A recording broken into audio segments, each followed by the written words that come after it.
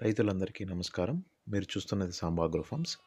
చాలామంది యూట్యూబ్ వీడియోస్‌లో పొట్టేళ్ల పెంపకంలో లక్షల్లో ఆదాయం వస్తుందని చెప్తున్నారు. అందులో నిజమెంత? లక్షల్లో ఆదాయం నెలకా? లేక సంవత్సరానికా? ఎన్ని పొట్టేళ్లుంటే రూ. 1,00,000 నెలకు వస్తుంది? రూ. 1,00,000 ఆదాయం రావాలంటే ఎంత ఖర్చు పెట్టాలి? మనకు ఒక పిల్ల నెలలో ఎంత గ్రోత్ వస్తే ఆదాయం వస్తుంది? ఇలా చాలా విషయాలు మాట్లాడాలనుకుంటున్నాను. నాకు సరిగ్గా ఎక్స్‌ప్రెస్ చేయడం రాదు. కానీ ప్రయత్నిస్తాను. మేము పొట్టేళ్ల పెంపకం సరిగ్గా ఒక సంవత్సరం నుండి చేస్తున్నాము. మాకు ఆదాయం వచ్చింది కానీ లక్షల్లో అయితే ఆదాయం రాలేదు. ఇది నిజము. ఇప్పుడు మన ముందున్న ప్రశ్న అయితే ఎందుకు రాలేదు? మరి యూట్యూబ్ వీడియోస్‌లో చెప్తున్నారు కదా! మేమేమైనా మిస్టేక్స్ చేసినామా? మాకు పొట్టేళ్లు పెంచడం రాదా? ఇలా చాలా విషయాలు ఉన్నాయండి.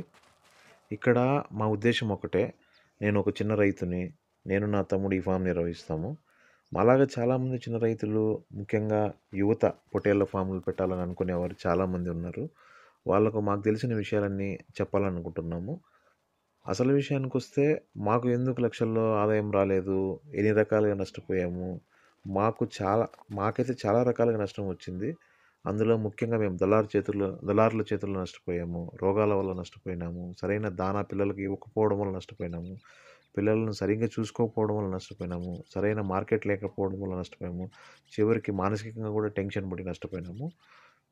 మా ఫస్ట్ బ్యాచ్ విషయానికొస్తే కేవలం 10 పొట్టేళ్లతో మాత్రమే పెంచాము. నేను కూడా యూట్యూబ్ వీడియోస్ చూసి, లేకుంటే పక్కన ఉన్న చుట్టుపక్కల ఉన్న రైతులను చూసి పొట్టేళ్ల ఫామ్ పెట్టాలని నేను నా తమ్ముడు నిర్ణయించుకొని మేము స్టార్ట్ చేసినాము. కానీ మేము రిస్క్ ఎక్కువ చేయకూడదన్న ఉద్దేశంతో కేవలం 10 పొట్టేళ్లు మాత్రమే తీసుకున్నాము. ఆ పొట్టేళ్ళన్నీ మా ఊర్లో ఉండే రైతుల దగ్గర కొని, అంటే రూ. 6,000, 6,200, 6,500 ఇలా ఒక్కొక్క పిల్ల కొన్నాము. అన్ని సెలెక్ట్ చేసుకున్నాము ఒక్కొక్కటి.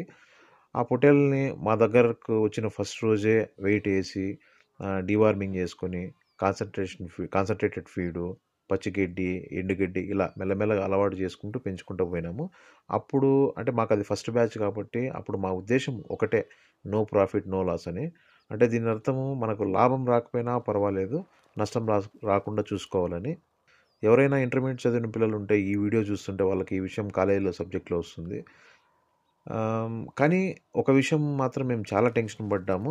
మా ఊర్లో ఉండేవాళ్ళు అందరూ మా ఇంటి దగ్గరకొచ్చి ఇలా నాటి పిల్లలు, అంటే లోకల్‌లో మేము మా ఊర్లోనే తీసుకొచ్చినాం కదా! ఇలా లోకల్‌లో దొరికే పిల్లలు ఇలా కట్టేసి మేపితే పెరగవు.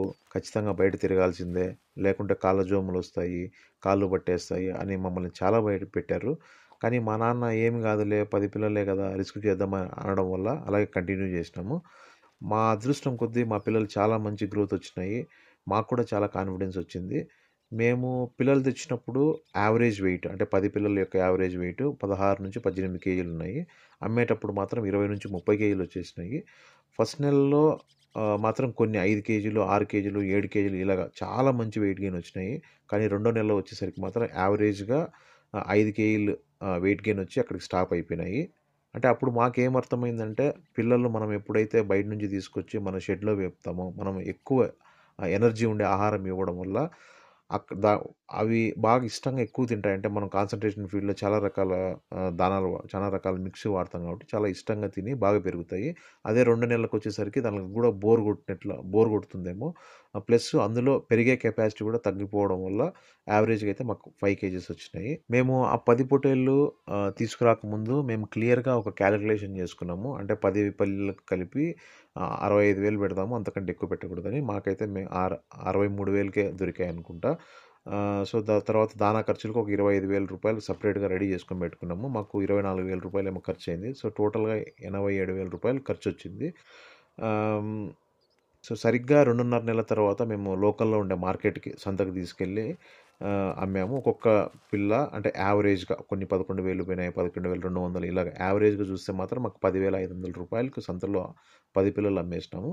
అప్పుడు మేము కాలిక్యులేట్ చేసుకుంటే మాకు ఒక పిల్ల మీద రూ. 750 వచ్చింది. అంటే నా లెక్క ప్రకారము ఒక పిల్ల 5 కేజీలు యావరేజ్‌గా పెరిగితే ఒక నెలలో 3 కేజీలు, ఆహ్, 3 కేజీల పైన వచ్చే ఆదాయము మన దానా ఖర్చులు, గడ్డి ఖర్చులు, కూలీ ఖర్చులు ఇవన్నీ వెళ్ళిపోతాయి. రిమైనింగ్ 2 కేజీలు వచ్చే ఆదాయం ఏదైతే ఉందో అది మీ యొక్క లాభం అనమాట. 2 కేజీలకు మీరు కేజీ రూ. 350తో వేసుకున్నా కూడా రూ. 700 మీకొచ్చే లాభం. మీ ఫార్మ్స్‌లో మీ పిల్లలు ఇంకా ఎక్కువ పెరిగితే అది మీ అదృష్టము. ఒక పిల్ల మీద రూ. 750 అంటే మీకు రూ. 1,00,000 నెలకు ఆదాయం రావాలనుకుంటే ఖచ్చితంగా మీకు 120-130 పిల్లలు ఖచ్చితంగా ఉండాలి. అప్పుడే మీకు రూ. 1,00,000 ఆదాయం వస్తుంది. ఇది అసలైన నిజమండి. దీని గురించి అయితే నేను ఇంకా ఎక్కువ మాట్లాడను. మీరే లెక్క వేసుకోండి. సో, మీకు రూ. 50,000 లాభం రావాలంటే 60-70 పిల్లలుండాలి. అదే మీకు రూ. 1,00,000 ఆదాయం రావాలంటే 120-130 పిల్లలుండాలి. నేను చెప్పింది మీకు అర్థమైంది అనుకుంటున్నాను. నా నెక్స్ట్ వీడియోలో మీకు అసలు మేము ఎన్ని విధాలుగా నష్టపోయామనే విషయము తెలియజేస్తాను. మీకు ఈ వీడియో నచ్చినట్లయితే లైక్ చేయండి, సబ్స్క్రైబ్ చేయండి. ఒకవేళ మీకు కనీసం ఈ వీడియో సబ్స్క్రైబ్ చేసుకోవడం మీకు ఇష్టం లేకపోతే కనీసము లైక్ అన్నా కొట్టండి.